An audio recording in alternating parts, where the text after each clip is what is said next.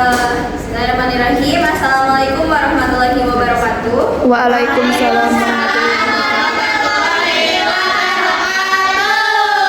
Terhormat Ibu Apoteker Sari Somati Salehah, ORTM Farm selaku dosen mata kuliah dari farmakoterapi endokrin dan teman-teman kelas 2C yang saya banggakan.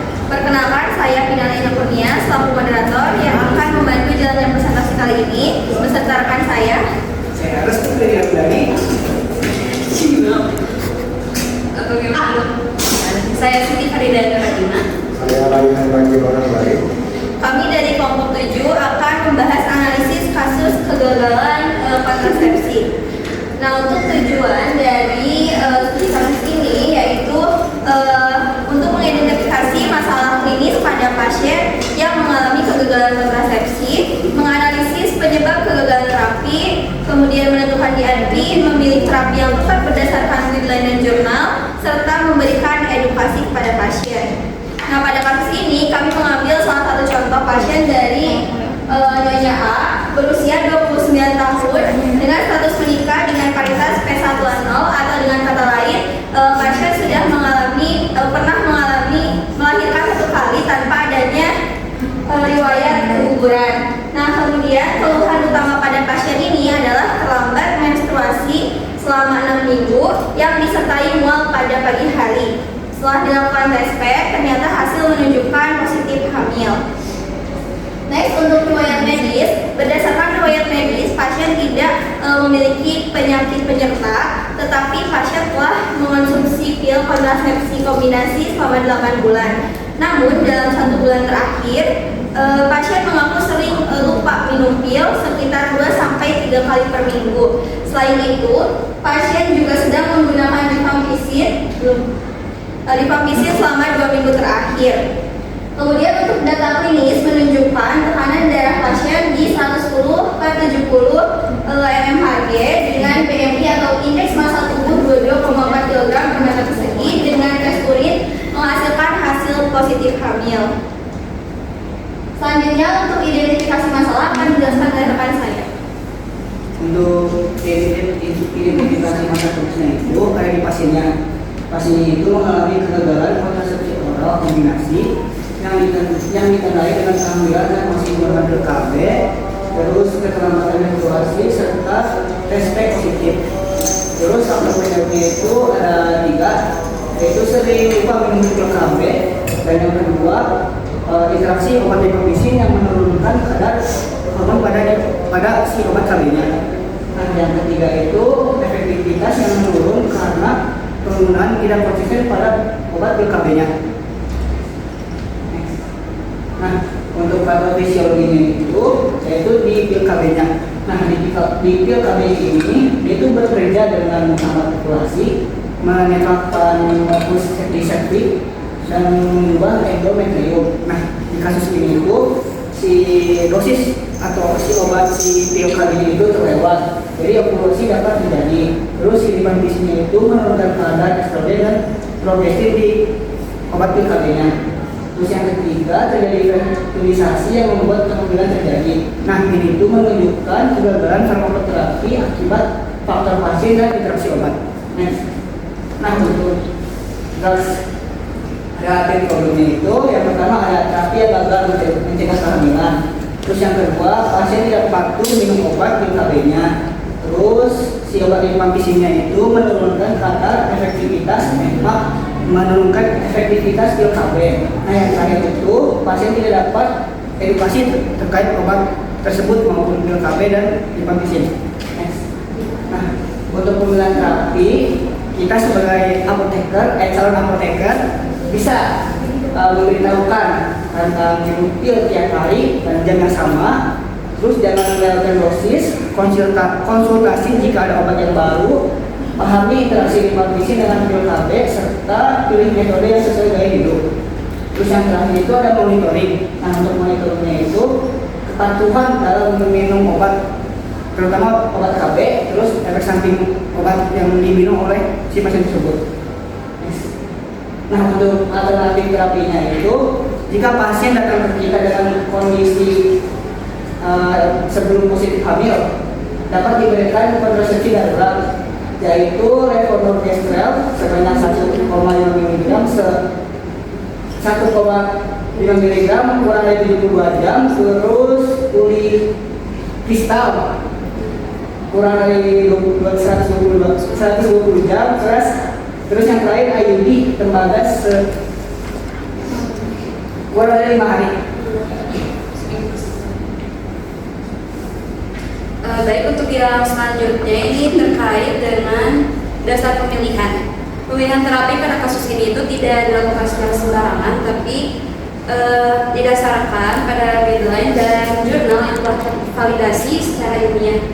Untuk yang pertama itu dari guideline berdasarkan systematic review oleh Zapata et al. Tahun 2013 bahwa keterlambatan atau terlewatnya konsumsi pil kontrasepsi ini meningkatkan resiko ovulasi dan kehamilan, terutama bila dosisnya ini terulang.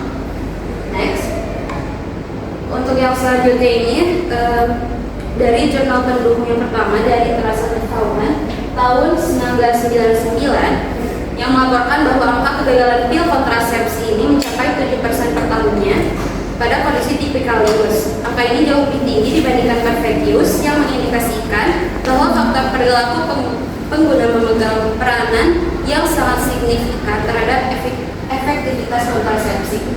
Untuk jurnal pendukung yang kedua ini dari Frowin et al. Tahun 2023 yang menyatakan bahwa faktor utama kegagalan kontrasepsi ini meliputi pada 3 hal.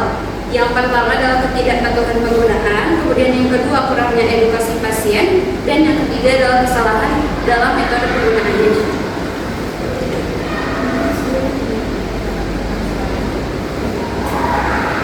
Selanjutnya itu pemilihan terapi. Jadi sebagai apoteker kita itu membantu peran dasar untuk memilih terapi-terapi pada prinsip ini. Yang pertama itu karena pasiennya sudah hamil, maka kita harus menentukan penggunaan terapi. Kemudian kita rujuk lagi pasien ke dokter spesialis kehamilan atau OBGYN dan mengevaluasi usia kehamilan serta memberikan asam folat untuk keamanan janin.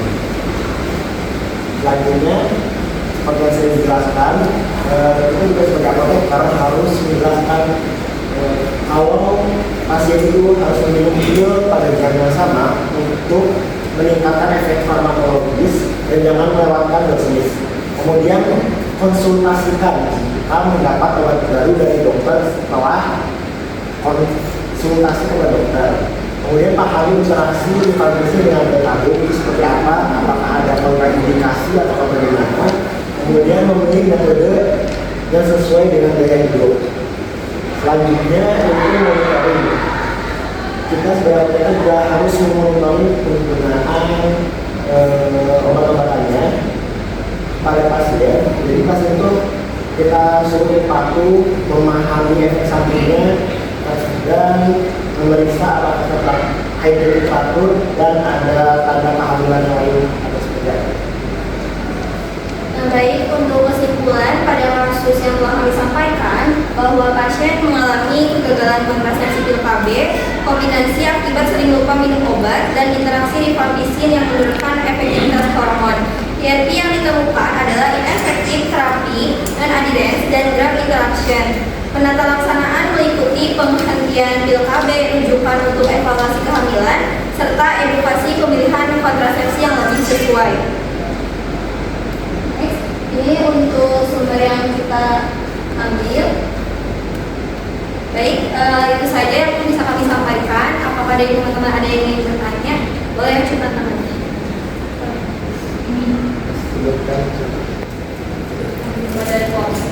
Nah, karena saya Silvana Kamila dari kelompok 3, izin bertanya, mengapa LARC lebih unggul dibanding pil KB dalam kasus ini? Bukan hanya karena kepatuhan. Baik, untuk jawaban dari SIPA akan dijawab oleh SIPA. Baik, untuk jawabannya adalah untuk pertanyaannya tadi, mengapa LARC lebih unggul dibandingkan dengan pil KB? Bukan hanya karena kepatuhan. Jawabannya, selain tidak bergantung pada kepatuhan, metabolisme ini juga tidak dipengaruhi oleh enzim hati seperti CYP3A4, terutama iurik. Yaitu stabil dalam jangka yang panjang. Apakah cukup? Betul. Oke, pertanyaan selanjutnya.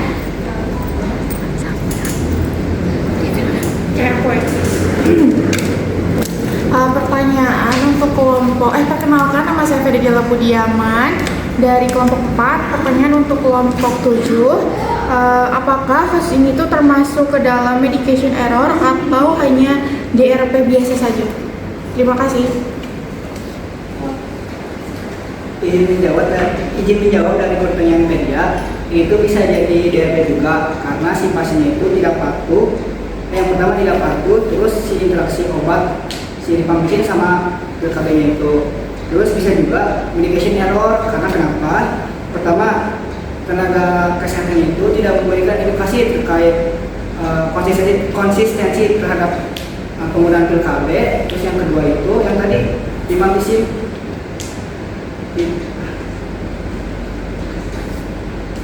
Ya, cukup. Baik, terima kasih kepada teman-teman yang sudah antusias memberikan pertanyaan pada kelompok kita. Mungkin sampai sini presentasi dari kami. Mohon maaf bila banyak kekurangan. Terima kasih atas perhatiannya. Wassalamualaikum warahmatullahi wabarakatuh. Waalaikumsalam.